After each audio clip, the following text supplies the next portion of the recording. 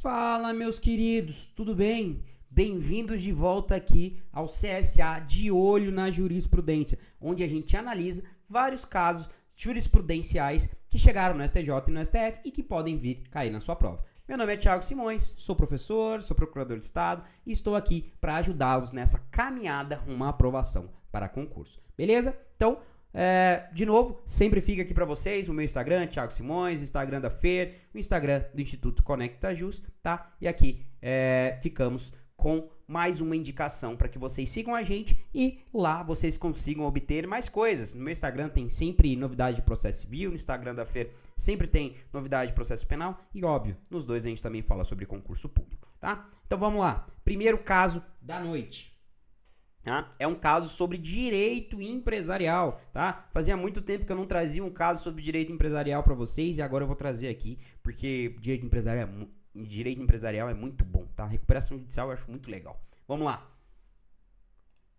Não é possível a posterior revisão judicial do índice de correção monetária estabelecido no plano de recuperação judicial regularmente aprovado pela Assembleia Geral e homologado judicialmente, beleza? O procedimento de recuperação judicial, basicamente, a grosso modo, tá? É o seguinte, tá? Uma empresa está passando dificuldades e ela vai até o juízo e fala o seguinte: olha, chame meus credores aqui pra gente renegociar essas dívidas, porque do jeito que tá eu não consigo pagar e eu vou quebrar. Tá? Então, de acordo com o princípio da preservação da empresa, criou-se essa lógica da recuperação judicial. Chama todos os credores, tá? Organiza a lógica deles e faz um plano de pagamento para que a empresa consiga pagar cada credor, todo mundo receba e a empresa continue funcionando. Isso é basicamente um plano de recuperação judicial.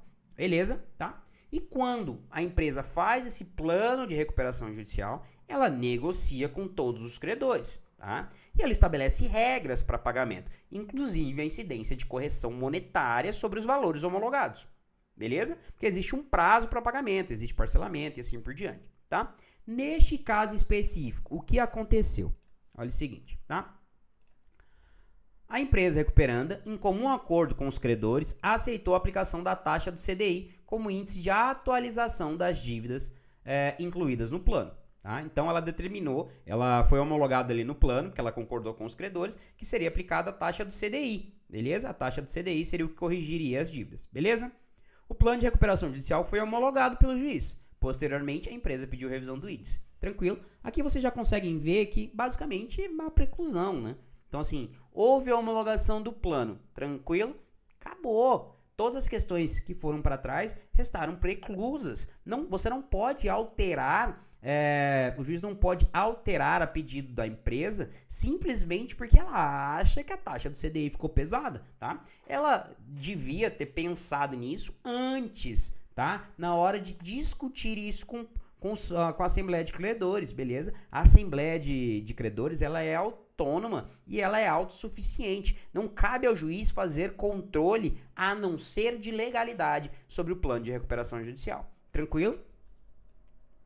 Então, por seu turno, aqui ó, o controle de legalidade é a atividade jurisdicional voltada à verificação da regularidade formal e material do plano de recuperação. Beleza? Esse controle de legalidade o juiz pode fazer, tá? Então ele pode verificar a regularidade formal e material do plano de recuperação, beleza? Em respeito às normas legais e constitucionais, sem interferência na autonomia privada dos credores, salvo em casos de flagrante ilegalidade, abuso ou vícios que comprometam o interesse público ou os direitos indisponíveis. Então, a regra é, juiz, não se meta no meu plano de recuperação judicial. Eu, empresa recuperando, e meus credores, a gente sabe se virar muito bem, tá? Por seu turno, o juiz não pode rejeitar o plano com base em juízo subjetivo de viabilidade econômica. Tranquilo? Não cabe ao juiz fazer a análise econômica do plano. Por quê? Porque ele não é contador, ele é juiz, tá? Beleza? Então, se a empresa recuperando e os credores falaram que dá, é porque deve dar. Beleza? Pois isso compete exclusivamente aos credores. Tranquilo? Nem alterar as cláusulas do plano, exceto se forem legais. E é por isso, como ele não pode alterar cláusulas do plano e o plano foi homologado, ele não cabe se meter nisso. Se ele não pode nem alterar um plano antes de homologar, quem dirá alterar um plano já homologado? Beleza? Então, de novo a tese, não é possível a posterior revisão judicial do índice de correção monetária estabelecido no plano de recuperação judicial regularmente aprovado pela Assembleia Geral de Credores e homologado judicialmente. Beleza? Informativo 856 do STJ, tá? Segundo caso da noite, um caso do STF aqui pra gente não perder o costume, tá? É inconstitucional, profensa ao princípio da separação dos poderes e a regra do concurso público para acesso a cargo efetivo, tá? Lei estadual de iniciativa parlamentar que altera a denominação dos cargos de motorista e de agente de serviços gerais da Polícia Civil para o cargo de agente de Polícia Civil do Estado, tá? Lembre-se, tá? A regra da iniciativa para a criação de cargos, beleza? É sempre do órgão respectivo. Então, se for servidor do executivo, tá? A iniciativa privativa, projeto de lei, vai ser do governador, beleza? Se for executivo estadual, tranquilo? Se for um servidor do Ministério Público, como a gente já viu, inclusive em outras aulas sobre técnico do MPU, que eu vou até citar aqui, vai ser do Ministério Público da União, beleza? Se for, tá, no Poder Judiciário, vai ser do Poder Judiciário, tranquilo? Aqui, como é Polícia Civil, são servidores públicos estaduais, então a iniciativa cabe ao governador do estado, beleza? Então o primeiro erro já está aqui, a lei foi de iniciativa parlamentar, então já existe um vício formal nessa lei, então já existe uma inconstitucionalidade formal, porque a iniciativa era do chefe do Poder Executivo. Beleza? Essa é a primeira questão ali que já cabe de inconstitucionalidade. Beleza? A segunda questão de inconstitucionalidade que existe aqui é porque existe uma transposição. Tá? Como assim? Quando você vai ingressar no serviço público para preencher um cargo, um provimento originário, somente se dá mediante concurso público. Beleza? Então, para você entrar num cargo, você faz o concurso público e você entra no cargo. Isso é um provimento originário, beleza? Dentro da carreira, você pode ascender a outros cargos em razão de promoção, readaptação, progressão e assim por diante, beleza? Então, os provimentos derivados. Tranquilo? Beleza? O que acontece? Nessa lei em específico, nós tínhamos o cargo de motorista e o cargo de assistente de serviços gerais, tá? Que não era integrante do quadro da Polícia Civil, beleza? Aí veio essa lei e falou, olha, esses dois cargos aqui, motorista e agente de serviços gerais, agora são cargos de investigador de polícia, tá? De agente de polícia civil, desculpa, de agente de polícia civil. Então ele transformou dois cargos que não eram integrantes da Polícia Civil para cargos da Polícia Civil, beleza? O cara não prestou concurso para ser agente de polícia civil, beleza? Ele prestou concurso para ser motorista e auxiliar de serviços gerais. Beleza? Então, ao fazer isso, você fez um provimento derivado. Você fez uma transposição. O cara saiu de uma carreira para outra carreira sem concurso público, o que é inconstitucional. Beleza? Então, nós temos nesse caso aqui dois vícios. O vício de iniciativa, porque a iniciativa deveria ser do chefe do executivo estadual. E o segundo, porque houve transposição. Beleza? Houve ingresso de pessoa em concurso público, tá? em cargo público, sem concurso público. Beleza? Então, é inconstitucional, por ofensa ao princípio da separação dos poderes e a regra do concurso público, tá? Para acesso ao cargo efetivo, lei estadual de iniciativa parlamentar que altera a denominação dos cargos de motorista e agente de serviços para o cargo de agente de polícia civil, beleza? Uma coisa que eu quero só lembrar para vocês, que a gente já viu quando a gente falou do cargo de técnico do MPU, é possível, tá? E aqui é um caso diferente, só vou lembrar para vocês, para fazer esse gancho aqui, para vocês lembrarem de um outro caso que a gente já estudou, tá?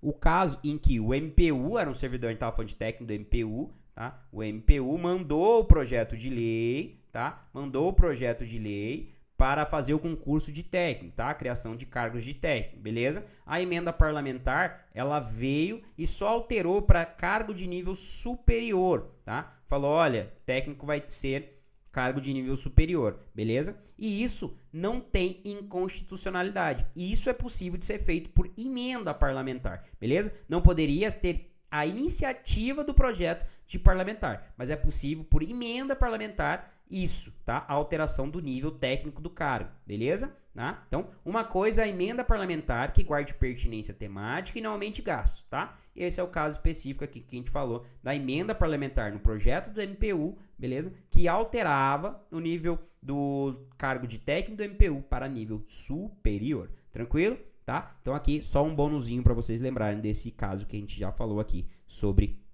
o MPU, beleza? E vamos para o nosso último caso da noite, onde a gente vai falar sobre improbidade administrativa, tá? Na multa civil prevista na Lei 8429 de 92, a Lei de Improbidade Administrativa, tá? A correção monetária e os juros de mora devem incidir a partir da data do ato improbo, tá? Esse é o teor das súmulas 43 e 54 sobre responsabilidade contratual, tá? Então, o que você tem que entender aqui, tá? A multa civil é uma das sanções pela condenação em ato de improbidade administrativa, beleza? Tranquilo, tá? Nos casos de responsabilidade extracontratual, tá? Já é pacificado no STJ há bastante tempo, há muito tempo, tá? Que tanto a correção monetária como os juros, quanto os juros moratórios, incidem desde a data do evento danoso. Beleza? Tranquilo, tá? No caso da ação de improbidade administrativa, a sanção pela prática de ato de improbidade administrativa é responsabilidade contratual ou extracontratual? Tá? Primeiro vamos entender o que é responsabilidade contratual. Responsabilidade contratual é aquela que decorre de um vínculo, tá? De um dever jurídico constante de um contrato. Beleza? Então, assim, a sanção de improbidade administrativa decorre de um contrato? Não. Então, a gente já sabe que é uma responsabilidade extracontratual, tá? Os casos de responsabilidade contratual são aqueles em que há violação de um dever jurídico, tá? Que está constante de uma lei ou da ordem jurídica de um modo geral. Beleza? Se você viola uma lei ou a ordem jurídica de uma forma geral, você está diante de uma responsabilidade contratual, extracontratual. Beleza? Tranquilo? Então, ato de improbidade administrativa gera sanções decorrentes de responsabilidade extracontratual. Beleza? E como se trata de responsabilidade contratual, a gente vai aplicar o entendimento já pacificado no STJ. Beleza? Que é a súmula 43 e a 54. Incide correção monetária sobre dívida por ato ilícito a partir da data do efetivo prejuízo, ou seja, o evento danoso, tá? Súmula 54, os juros moratórios fluem a partir do evento danoso em caso de responsabilidade contratual, beleza? Aqui, a data do ato improbo é a data do evento danoso, tá? É a data do efetivo prejuízo. Tranquilo? Então, a responsabilidade extracontratual é aquela que o dever jurídico não está previsto em contrato, mas sim na lei, na ordem jurídica. No caso da improbidade administrativa, as sanções e o ressarcimento estão previstos em lei, qual seja a Lei 8429 de 92. Beleza? Então, para resumir e a gente fechar, na multa civil prevista na Lei 8429 de 92, a correção monetária e juros de mora devem incidir a partir do ato improbo, ou seja, evento danoso, nos termos da súmula 43 e 54 do STJ. E quero que vocês gravem de vez isso mesmo, porque isso é um recurso repetitivo, é um precedente vinculante, beleza? Então, esse é um precedente vinculante, é a tese firmada no recurso repetitivo 1128. Tranquilo? Mais uma vez, fica aqui sempre para vocês o convite para o nosso grupo do WhatsApp, onde nós temos várias e várias informações sobre concurso, nós temos dicas, nós temos conteúdo para que vocês estejam sempre informados e a preparação de vocês seja sempre ainda melhor, porque a nossa missão aqui no CSA é te ajudar a construir a sua aprovação. Beleza? Então, fechando por aqui e de novo, um grande abraço e até a próxima.